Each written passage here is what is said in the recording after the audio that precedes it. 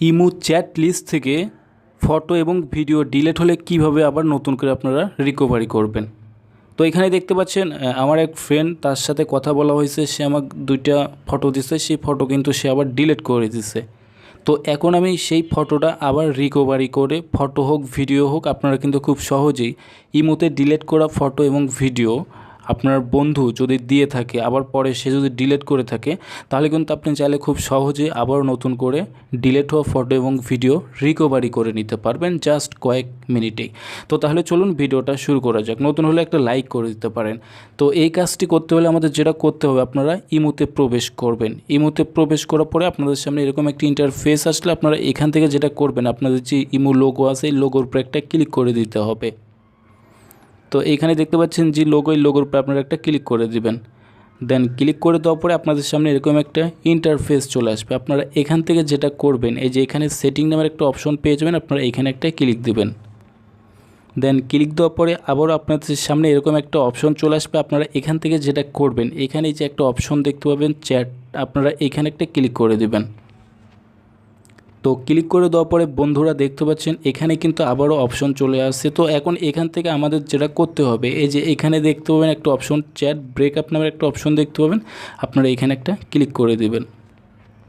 তো ক্লিক করে দেওয়ার পরে আবারও আপনাদের সামনে এরকম একটা ইন্টারফেস শো হবে। এখন এখান থেকে আপনাদের যেটা করতে হবে, এই যে এখানে একটা অপশন পেয়ে যাবেন, আপনারা দেখতে পাচ্ছেন ব্রেকআপ নাও, আপনারা এখানে একটা ক্লিক করে দেবেন।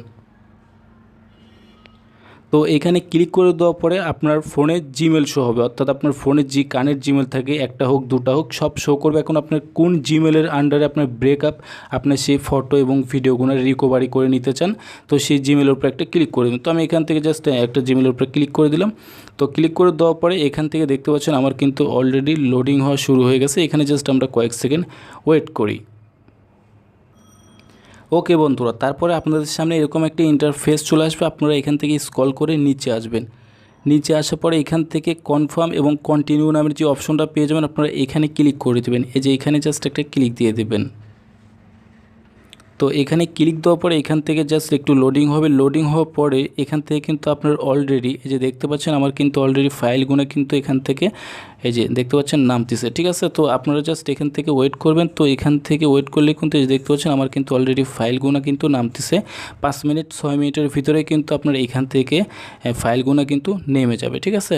তো আপনারা চাইলে কিন্তু খুব সহজে এইভাবে আপনারা এটা কিন্তু পেয়ে যাবেন, অর্থাৎ এখান থেকে যেগুলো নামতেছে, এই যে দেখতে পাচ্ছেন আপলোডিং, আপনার হচ্ছে এখান থেকে যে ফটোগুলোর নাম অর্থাৎ ডাউনলোড হচ্ছে ভিডিও, আপনার হচ্ছে ফটো এবং ভিডিও যেগুলো আপনার চ্যাট লিস্টের থেকে আপনার বন্ধু ডিলিট করে দিচ্ছে, এগুলো কিন্তু আপনি এখান থেকে খুব সহজে নিতে পারেন। তো দেখতে পাচ্ছেন এখান থেকে ব্রেকআপ ফেল, অর্থাৎ আমার কিন্তু এখান থেকে কেউ কোনো ভিডিও দেয় নাই এবং ইয়াও করে নাই।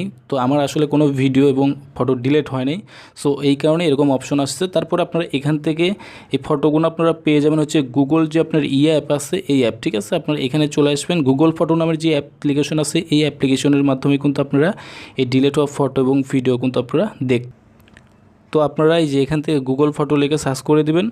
সার্চ করে দেওয়ার পরে আপনাদের সামনে একটু জাস্ট ওয়েটে যে এই অ্যাপ্লিকেশনটা আপনারা ইনস্টল করে নেবেন, ঠিক আছে। এই অ্যাপ্লিকেশন ইনস্টল করে নিলে কিন্তু আপনার জিমেলে যেগুলো ফটো ভিডিও আসবে সব এই অ্যাপ্লিকেশনের মাধ্যমে কিন্তু আপনি এখানে ঢুকলেই কিন্তু পেয়ে যাবেন। তো যাই হোক, আশা করি বুঝতে পারছেন। তো সবাই ভালো থাকুন, সুস্থ থাকুন। ভিডিওটা ভালো লাগলে অবশ্যই একটা লাইক করতে পারেন। ধন্যবাদ।